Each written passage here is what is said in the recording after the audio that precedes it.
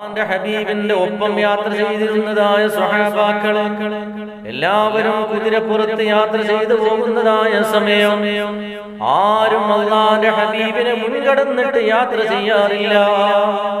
അള്ളാഹുവിന്റെ ഹബീബിനെ ബഹുമാനിച്ചിട്ട് അള്ളാഹുവിന്റെ ഹബീബ് സഞ്ചരിക്കുന്നതായ ആ കുതിരയെ ബഹുമാനിച്ചിട്ട് ആരും അതിന്റെ മുന്നോട്ട് യാത്ര ചെയ്യാറില്ല. എല്ലാവരും ബഹുമാനപൂർവം കുറഞ്ഞ ബേക്കിലായിട്ടാണ് അവരൊക്കെ നിൽക്കാറുള്ളത്.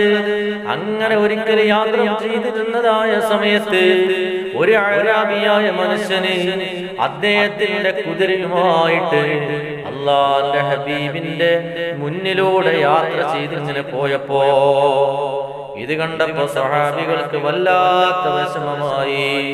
ഇതുവരെ ആരും ചെയ്യാത്തതായ ഒരു കാര്യം, ഇതുവരെ ഞങ്ങളെ കൂട്ടത്തിൽ ആരും ചെയ്യാത്തതായ ഒരു പ്രവണത അതാണല്ലോ അഅ്റാബി ചെയ്തത്.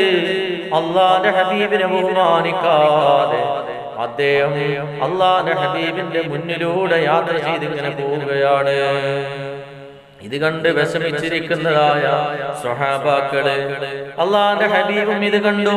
സ്വഹാബികൾക്ക് വിഷമമായി എന്ന് അള്ളാഹുവിന്റെ ഹബീബിനും തോന്നി. ആ സമയത്ത് അള്ളാഹുവിന്റെ ഹബീബ് പറഞ്ഞു, സ്വഹാബാ,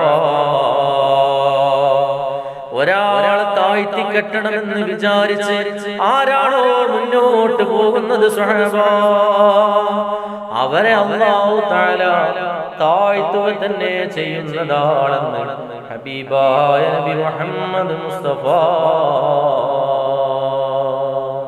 സ്വല്ലല്ലാഹു അലൈഹി വസല്ലം